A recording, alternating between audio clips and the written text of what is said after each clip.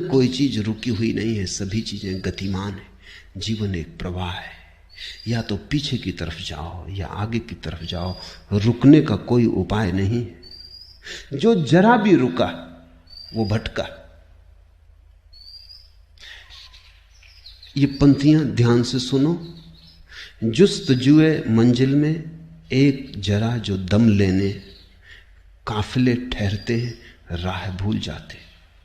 जरा दम लेने, जुस्तजुए मंजिल में एक जरा जो दम लेने, इस जिंदगी की राह पर, यात्रा पर जरा दम लेने को भी जो ठहरते हैं, काफिले ठहरते हैं राह भूल जाते। जो रुका वो भूला, जो जरा ठहरा वो भटका, क्योंकि जो आगे न गया वो पीछे गया, जो बढ़ा नहीं वो गिरा, जो चला नहीं वो पीछे सरका। क्योंकि जीवन गति है, यहां ठहराव नहीं है। एडिंगटन का बहुत प्रसिद्ध वचन है कि मनुष्य की भाषा में रेस्ट शब्द, ठहराव, सबसे झूठा शब्द है, क्योंकि ऐसी कोई घटना कहीं नहीं, कोई चीज ठहरी हुई नहीं। तुम यहां बैठे हो, ठहरे हुए नहीं हो। तुम लगते हो बैठे हो, चल रहे हो, प्रतिपल बढ़ रहे हो। रात सो रहे हो तब भी ठहरे हुए नहीं हो, बिस्तर पर भी हजारों प्रक्रियाएं चल रही। तुम्हारा जीवन गतिमान है। रात भी नदी बह रही है, सुबह भी नदी बह रही है, दिन भी नदी बह रही है। अंधेरा हो कि उजेला, आकाश में बादल घिरे हो कि आकाश खुला हो, नदी बह रही।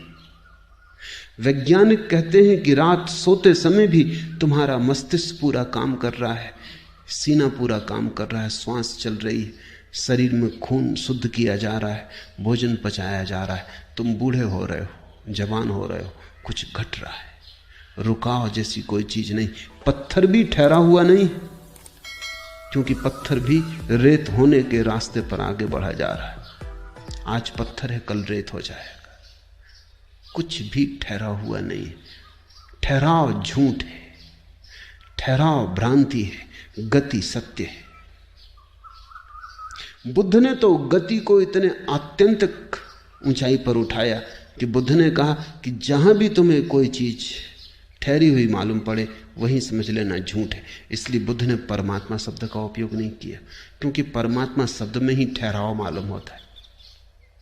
परमात्मा का मतलब है जो हो चुका और अब नहीं हो सकता, जिसमें कोई गति नहीं। परमात्मा में गति कैसे होगी? क्योंकि गति तो अपूर्ण में होती है, पूर्ण में कैसी गति? वो तो है ही वही जो होना चाहिए, अब उसमें कुछ और हो नहीं सकता।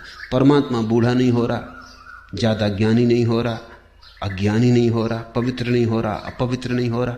बुद्ध ने कहा ऐसी कोई चीज है ही नहीं। बुद्ध ने कहा है शब्द झूठ है, होना शब्द सत्य है। जब तुम कहते हो पहाड़ है, तो बुद्ध कहते हैं ऐसा मत कहो पहाड़ है, ऐसा कहो पहाड़ हो रहा है। बुद्ध के प्रभाव में जो भाषाएं विकसित हुई, जैसे बर्मी, जो कि बुद्ध धर्म के पहुंचने के बाद भाषा बनी, तो वहां है जैसा कोई शब्द नहीं है बर्मी भाषा में। जब पहली दफा बाइबल का अनुवाद किया बर्मी भाषा में, तो बड़ी कठिनाई आई। गॉड इज, इसको कैसे अनुवाद करो? ईश्वर है, इसके लिए कोई ठीक ठीक रूपांतर बर्मी भाषा में नहीं होता। और जब रूपांतर करो तो उसका मतलब होता है गॉड इज बिकमिंग, ईश्वर हो रहा है, क्योंकि वो बुद्ध के प्रभाव में भाषा बनी है। बुद्ध ने कहा हर चीज हो रही। तुम जवान हो ऐसा कहना ठीक नहीं, जवान हो रहे हो। बूढ़े हो ऐसा कहना भी ठीक नहीं, बूढ़े हो रहे हो। जीवन है ऐसा कहना ठीक नहीं, जीवन हो रहा है। मृत्यु है ऐसा कहना भी ठीक नहीं, मृत्यु हो रही है। जगत में क्रियाएं, घटनाएं नहीं। इसलिए बुद्ध ने कहा कोई परमात्मा नहीं, और बुद्ध ने कहा कोई आत्मा भी नहीं है, क्योंकि ये तो थिर चीजें मालूम पड़ती हैं। आत्मा जैसे कोई ठहरा हुआ पत्थर भीतर रखा है। बुद्ध ने कहा ऐसा कुछ भी नहीं, चीजें हो रही। बुद्ध ने जो प्रतीक लिया है जीवन को समझाने के लिए, वह है दिए की ज्योति। सांझ को तुम दिया जलाते हो, रात भर दिया जलता है, अंधेरे से लड़ता है।